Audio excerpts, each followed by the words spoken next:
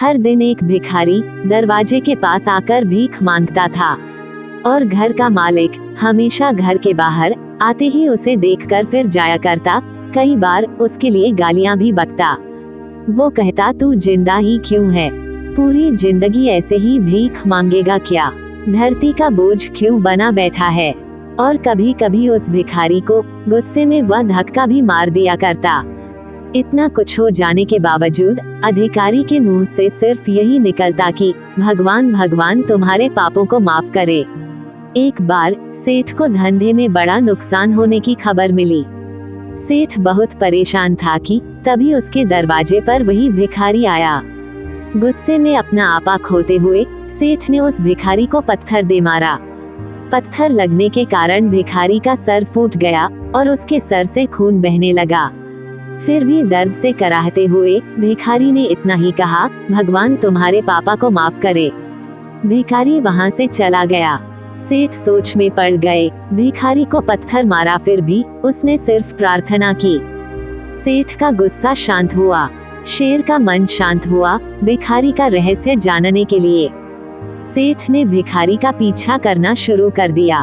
भिखारी जहाँ जहाँ जाता सेठ उसके पीछे जाता। सेठ ने देखा कि कोई उसको खाना देता, कोई उसको मारता, कोई अपमानित करता तो कोई गाली देता। लोग भिखारी के साथ चाहे जैसा व्यवहार करते, लेकिन भिखारी सबके लिए एक ही प्रार्थना करता, भगवान तुम्हारे पाप माफ करें। अब रात होने को आई थी।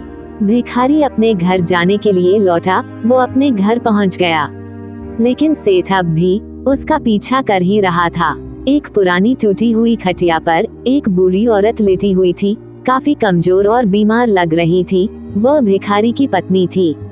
अपने पति को वापस आता देख वह खाट से उठ खड़ी हुई।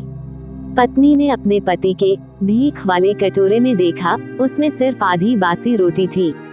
उसे देखकर वह बोली, आज बस इतना ही मिला, और हाँ, आपके सिर से खून निकल रहा है, ये चोट कैसे लगी? बूढ़ा भिखारी बोला, आज बस इतना ही मिला, किसी ने कुछ दिया ही नहीं। सब ने गालियां दी और एक नए पत्थर भी फेंकना, इसीलिए मेरा सर फट गया।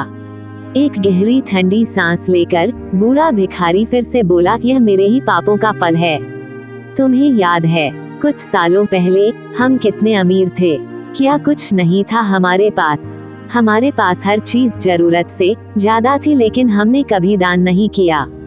और उससे भी बुरा हमने उस अंधे भिखारी के साथ किया जो हमारे द्वार पर भीख मांगने आया करता था। बूढ़ी पत्नी की आंखों में आंसू आ गए। वह बोली, हाँ, हम उस बेचारे अंधे के साथ बहुत बुरा करते थे। उसका अपमान करते थे, उसे खाने के लिए रोटी की जगह कागज दिया करते, उसका मजाक उड़ाया करते और कभी कभी मारा भी करते। मैंने कभी उसको रास्ता नहीं दिखाई। एक बार मैंने उसके मुंह पर मिट्टी भी फेंकी थी और वो हमेशा दुखी होकर यही कहता कि भगवान तुम्हें तुम्हारे किए की सजा देगा, भगवान तुम्हारे पापों की सजा जरूर देगा। उसका श्राप सच हुआ और हम इस दुख भरी जिंदगी में आ गए। भिखारी बोला, हाँ, उसका श्राप सच हुआ, इसलिए मैं किसी को बददुआ नहीं देता। चाहे कोई मेरे साथ कैसा भी बर्ताव करे, मैं हमेशा उसके लिए प्रार्थना करता हूँ।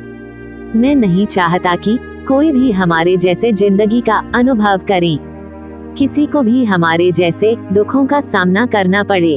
वो नहीं जानते कि वो कितना बड़ा पाप कर रहे हैं, इसलिए अनजाने में हुए पाप की ऐसी सजा किसी को भी मिले मैं नहीं चाहता। सेठ वहीं पर छुपकर ये सारी बातें सुन रहा था। अब उसे सब कुछ समझ में आ गया था। भिखारी और उसकी पत्नी ने वह आधी रोटी मिल बांट कर खाएं और भगवान को धन्यवाद बोलकर सो गए। अगले दिन बड़ा भिखारी फिर से भीख मांगने गया। सेठ के घर के पास जाते हैं। सेठ ने पहले से गरम रोटी या उसके लिए निकाल कर रखी थी। उसे देते हुए सेठ विनम्रता से बोला, माफ कर दीजिए बाबा, उसे बहुत बड़ी गलती हो गई। बूढ़ा भिखारी बोला, भगवान तेरा भला करे। इतना कहकर वह आगे निकल गया।